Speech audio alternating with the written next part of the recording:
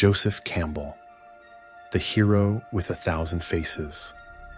Myth, transformation, and the journey you were born to live. You wake up, and maybe life feels the same as it did yesterday. Same room, same routines, same doubts. But something inside you stirs, a restlessness, a whisper, a tension that won't go away.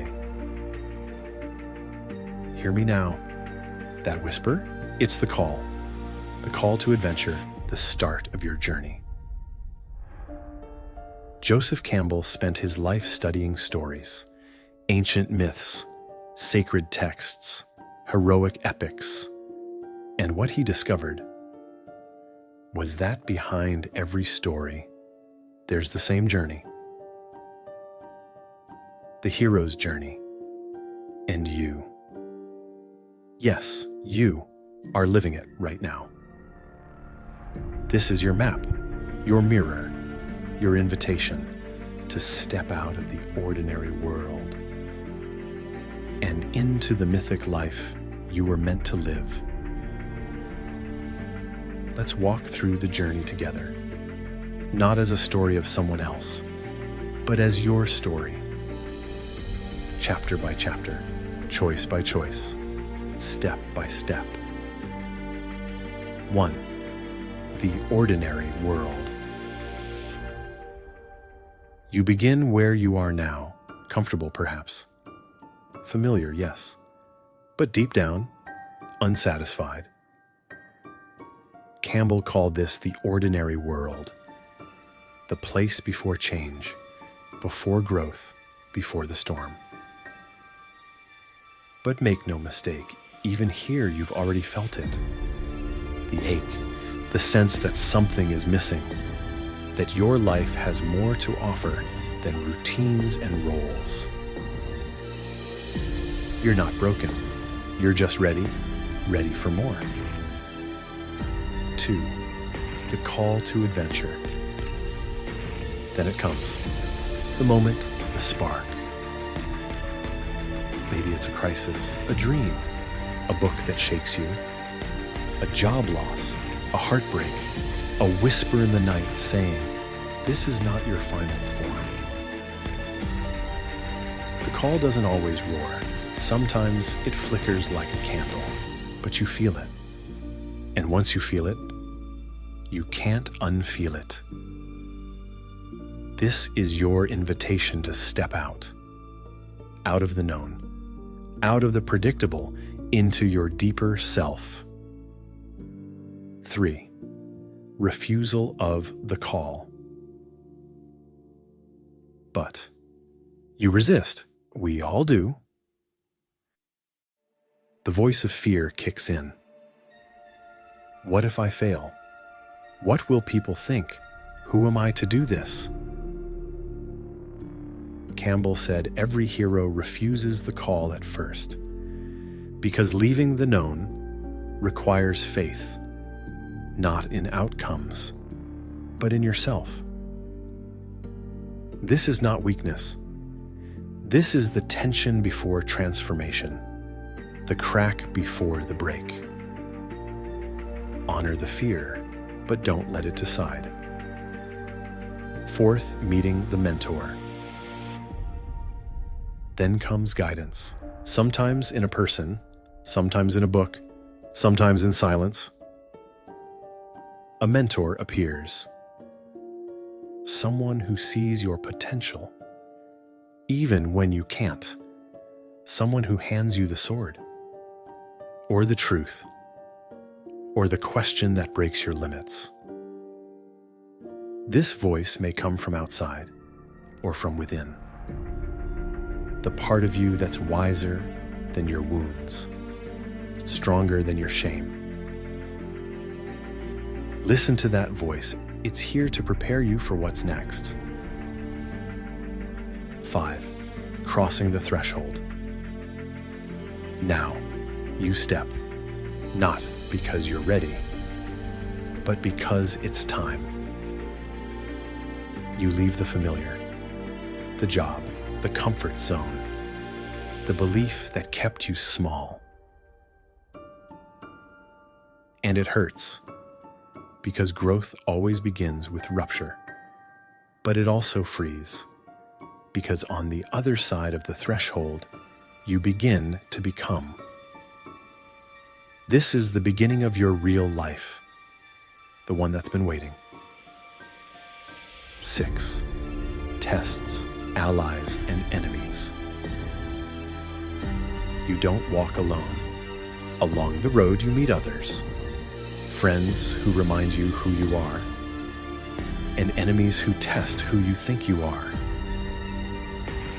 You face trials, doubts, delays, failures. But every test is a teacher. Every wound is a doorway. You are being shaped, refined, tempered. This is not punishment. This is preparation. 7. The inmost cave. Then comes the descent into the deepest part of you. A moment of silence, a breakdown, a confrontation with your shadow, with what you've avoided. This is the cave where you meet the truth, where you realize you cannot be who you were and become who you are at the same time. You must let go to rise, Mom. 8. The ordeal. Then it happens. The death, the loss, the ego break. You thought you were here to win, but first, you must be undone. This is the night of the soul, the point where most give up.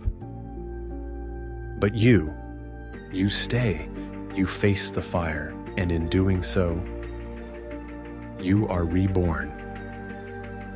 9. The reward. On the other side of pain, you find it.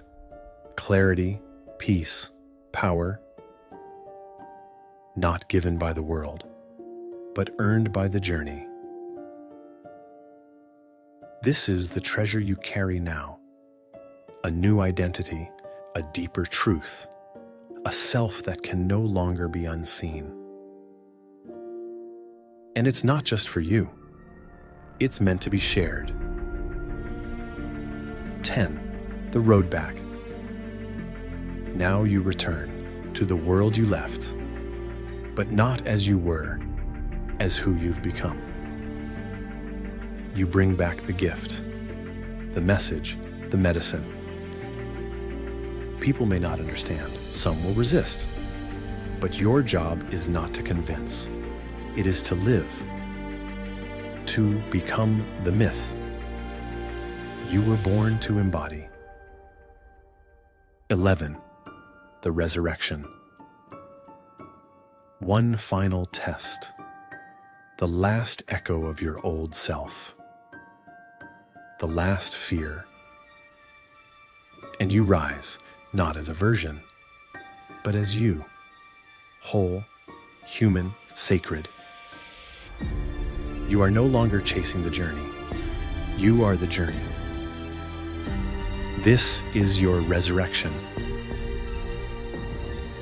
12. Return with the elixir. Now you live it, you write it, you sing it, you share it. Your story becomes someone else's call. Your courage becomes their compass. And this is how the myth continues, how the hero never dies, only returns with 1,000 faces, including yours. So what does this mean for your life? Here are 5 ways to live the hero's journey today. 1. Say yes to the call, even if it scares you, especially then. 2. Trust the breakdowns. They are part of the path, not detours, but gates. 3. Seek the inner cave, that quiet place inside where your truth waits to be seen. 4. Share the treasure. Don't hoard your growth. Offer it. Live it. 5. Begin again. The hero's journey is not once, it's a spiral, and you are always arriving. Joseph Campbell said, "Follow your bliss, and the universe will open doors for you where there were only walls." So follow it, even when it's faint, even when it costs you. Because you are not meant to simply exist. You are meant to transform, to become the myth, to come home to your truest self. This is your story, your adventure, your call, and it's already begun.